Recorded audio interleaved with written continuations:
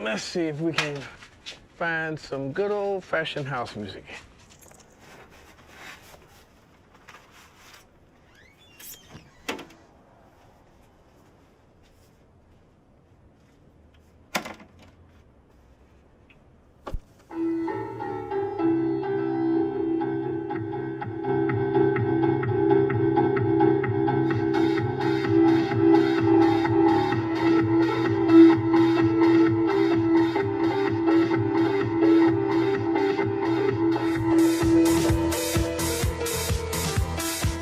In a crowd of people, you throw a rock, you're gonna hit 5 DJs in Chicago. I felt that we could take this music and make it into something big. We really did move the boundaries because we didn't know where the boundaries were. We barely knew what we were doing, and that was the genius of it. I don't think we thought about the fact that it was a movement. We just knew that we were on to something. Gotta have house music all night long. With that house music. I usually start it right from the get.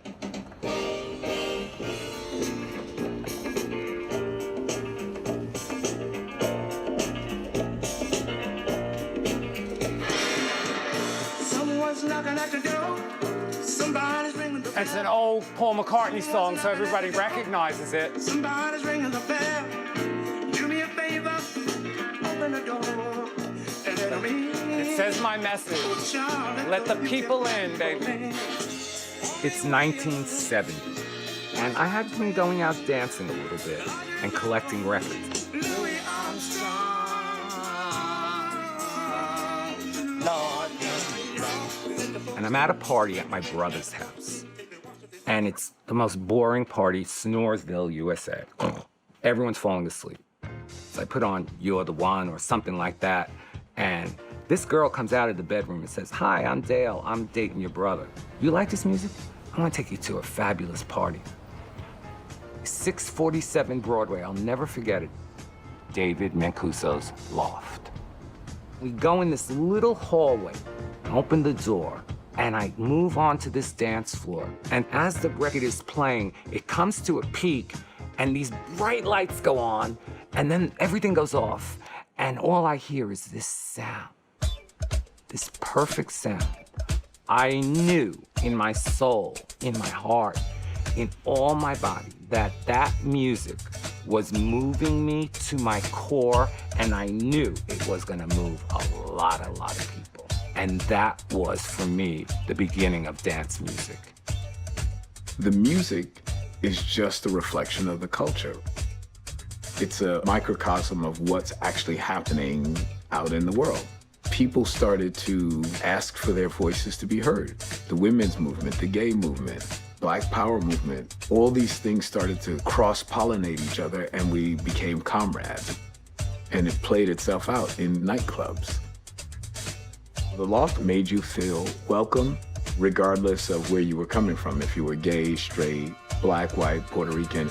It was the precursor, the template for those clubs that would follow. When the gallery opened, everybody showed up there.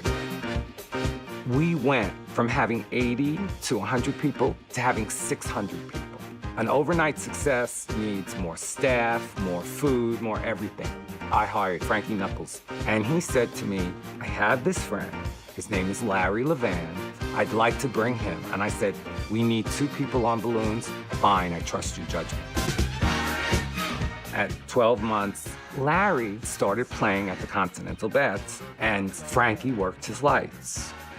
Larry took all the influences that he had, David at the Loft, me at the gallery, and he was a great DJ right out of the box. And then 6 or 8 months later, Frankie took over for Larry at the Baths. He sounded and played just like Larry played.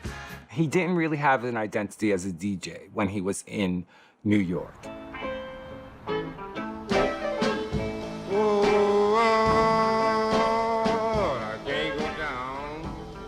206 South Jefferson.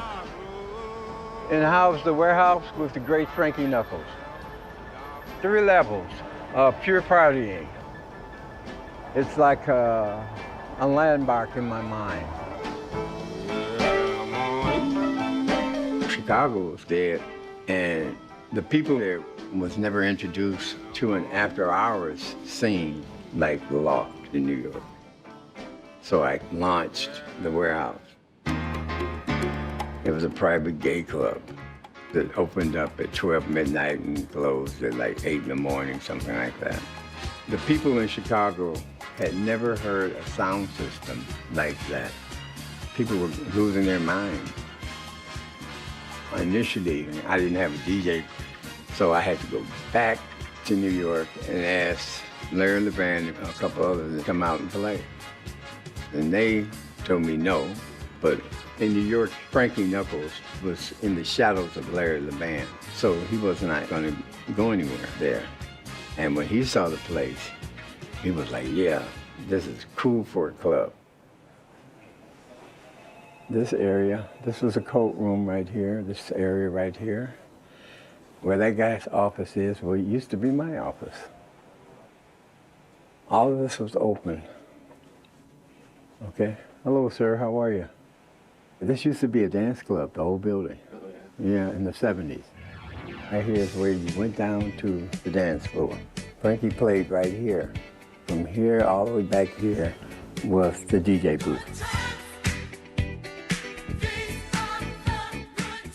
During the disco era, it was the worst financial time in America since the Great Depression. We had a very, very horrible recession. Culturally, in America, things were pretty bad. Every record company had their version of this cover. And this is a nice, like, you know, tasteful one, disco single. Okay. Disco single. And the Atlantic one covered half of the thing, disco single.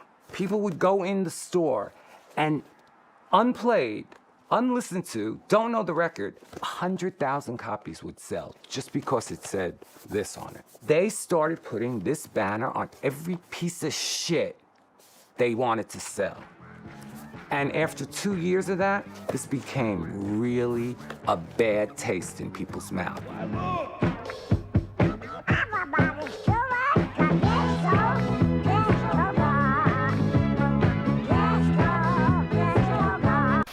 It was billed as Teen Night at Comiskey Park for the Twilight doubleheader between the Chicago White Sox and the Detroit Tigers. The feature attraction was a disco demolition between games. Local radio morning man Steve Dahl was the catalyst. He is anti-disco. Between games, Dahl was to finish by blowing up a box full of disco records, which the fans were to bring with them to the ballpark. But some 7,000 to 10,000 fans poured onto the field, setting bonfires and burning more disco records. By the time Chicago police were able to clear the field, the damage had been done.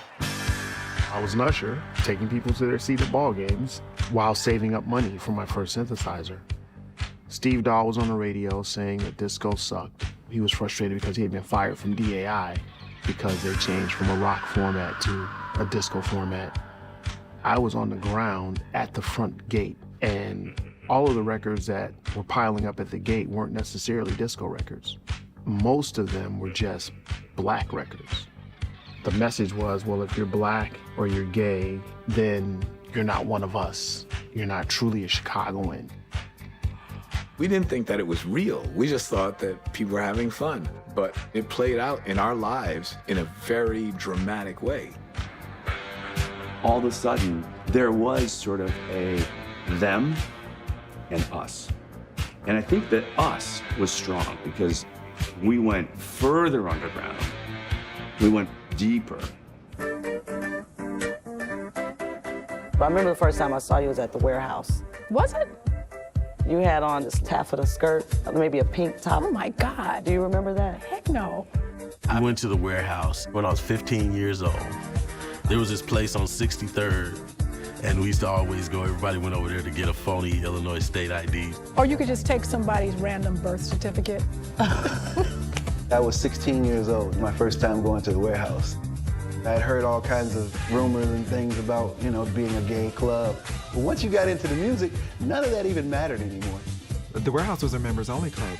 They want people to go there and not bring any of that outside shit in. You know, no homophobia, no sexism towards women. Sound system at the Warehouse was designed by Richard Long, one of the best sound designers in the world. You can go in the Warehouse and you can experience the music. You can literally sit there, high or not, because the music will make you high. I stumbled into the Warehouse by word of mouth. It wasn't like, oh, that's music and I'm gonna go dance to that. It was like, what is this? I've never experienced anything like this in my life.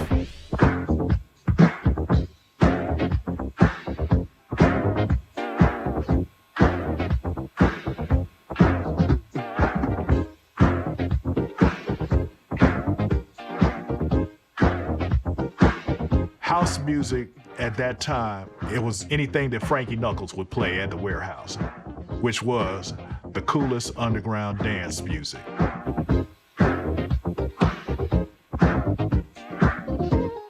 Some groups you wouldn't hear anywhere else except for the Warehouse, which is what you would crave. Like, I only heard that song here.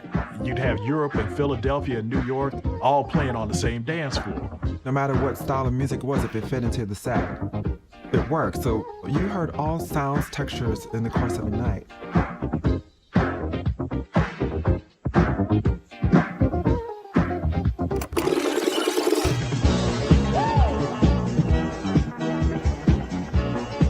Some of the records were too short, so Frankie would mess with them and have 2 copies and make them longer, and also like play the breakdown twice or play the best part a couple of times or skip the shitty part. I mean, I almost couldn't quite figure out if there were songs at one time, because sometimes it was just like this sort of soundscape. One of the sound effects Frankie would do would be this train that gets louder and louder and louder, and until it comes by you and it goes, was like a revelation. He didn't just mix a couple of records. He brought in a whole new style of music. That's something.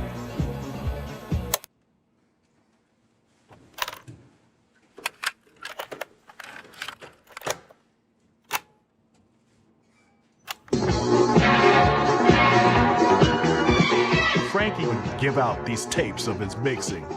Those cassettes would go around to thousands of people because people would make copies of copies of copies of copies. You hear a Frankie Knuckles remix and you know it's Frankie Knuckles. That style of DJing spread throughout the city because of those tapes. We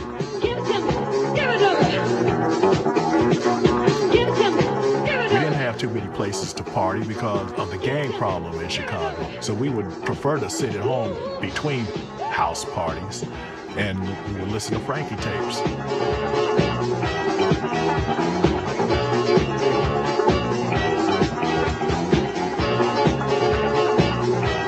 The city had said the Warehouse was no longer safe. Like, it might cave in, so you better stop. And Frankie was like, oh, it's a good chance for me to become a club owner. So that's when he opened up the club, the Power Plant. I didn't have a DJ, so I approached Ron Hardy. I got a new club for you, the Music Box. When I first went to the Music Box, I was about 16. And when I went, I heard music playing, like, walking up. The closer I got, the harder it felt. Like, whoo, whoo, whoo, whoo. I never heard anything like that in my goddamn life. Ron Hardy was just like, all night, you know. Ron Hardy at the Music Box would play anything at any time, anywhere, any kind of way. He would spin them backwards. He would scratch the needle across the record. I loved listening to Roddy because you never knew what you were going to get. His actual style came out of him being a heroin addict because he thought the music was a little slow, so he pitched it up.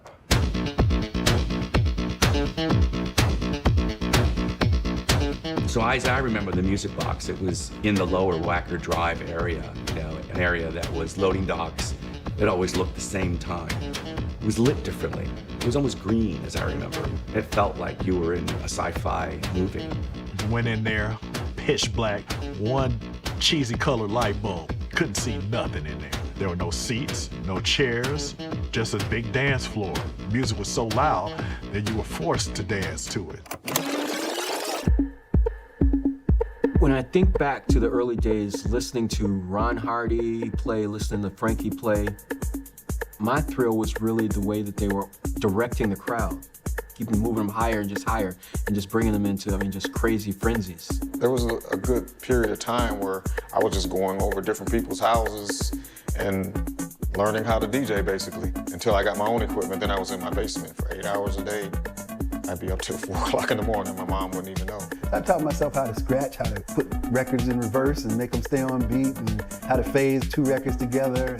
When I first started DJing, I had to bring my whole sound system. We used to have sound clashes, like against each other in gyms, you know. Back then, we had to buy 2 copies of every record. That's how you did tricks back in the day. You would, cut 1 into 2, and that was our equivalent of sampling that stuff. If we had a new record that nobody else knew about, we take a magic marker and we black out the whole label, so that if some other DJ came over and say, "Hey, what's that you're playing?" they have no idea. And we proceeded to get out there and just DJ every high school party you could imagine, every Sweet 16, every anything. A lot of schools in the late 70s, early 80s would throw dances to raise money for school activities. Mendo was an all-Catholic boys' school. They found quite a business in these high school dances. People would come from all over the city to go to these parties. Back then I was doing promotions myself, and I bought Frankie Knuckles to Mendo. I made $10,000 in high school. I never forget it too, because I had a Louis Vuitton briefcase, and I had all the money in the briefcase. These parties kind of bridged that gap and kind of made the connection with the underground gay disco scene and these middle-class black kids on the South Side. That was the perfect storm for what was to become house music.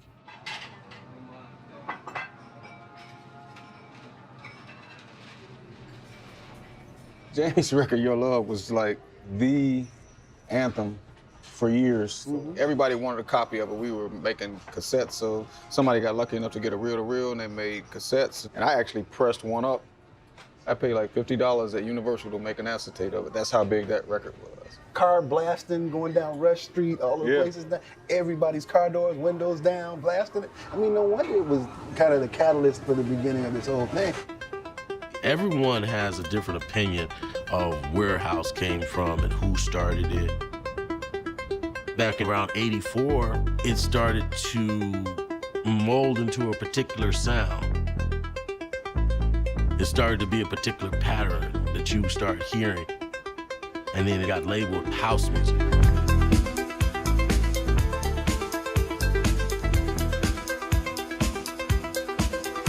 Jamie Principle, he was a guy from Chicago who had some music in his ears, and he put it down on tape, and then somehow Frankie got a hold of it and started playing it.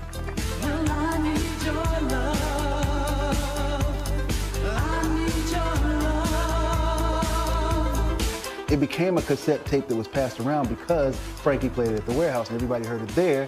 Jamie Principle, Your Love, was huge in Chicago. It must have been 10,000 copies of that tape, and we would all sit in our houses and listen to them.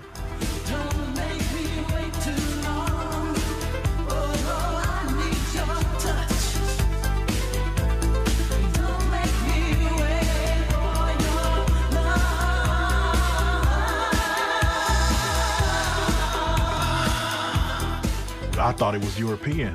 I didn't know he was a brother from Chicago. It was one of those things that when you hear it, you knew something special was about to happen. Would you grab this over here, please? Okay, here we go. This is a test pressing of On and On, Jesse Saunders. It turned out to be a classic, and as you see, it's probably brand new.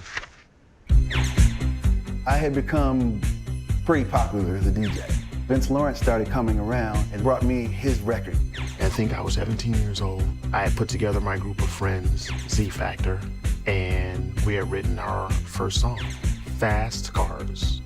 I wanted to keep him around to kind of pick his brain because I had ideas to make a record.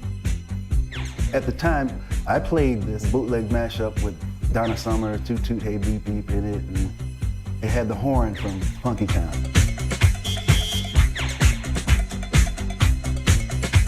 It had such a mesmerizing groove that I thought it would be perfect to be kind of a signature song for me.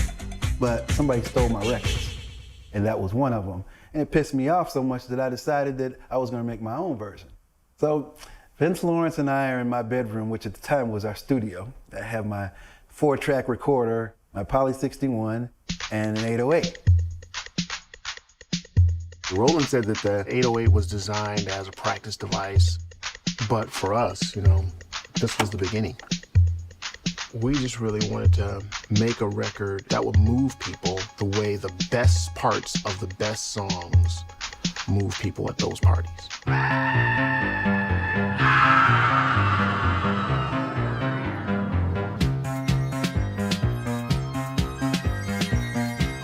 I think I had $800 to my name at the time, and met Larry Sherman, who ran the pressing plant, and said, hey, I want to get, you know, as many 12-inch records of this as I can get. So we started pressing. We learned the pressing process. We'd be at the plant, packaging them ourselves, picking them up and just taking them to the stores and selling them. It started snowballing so much that we had to come down here to this basement, and we formulated it like a business. I remember standing right here when they did the ABC TV News interview, and I first told them that I wanted to be the next Motown and Berry Gordy at Just A Records. We went from store to store to store like a paper route. And we might have sold 10 or 12,000 records that first week. I said, fuck parties, we're in the record business now. I felt that we could take this music and make it into something big. It didn't matter that On and On was a bootleg of a bootleg of a bootleg. It was a record. I don't think house would exist without On and On having been pressed. Before that, I don't think any of us ever dreamed that we could make a record at home. The entire city woke up and started making records. Everybody started doing it. Inside my soul, making things grow, on and on.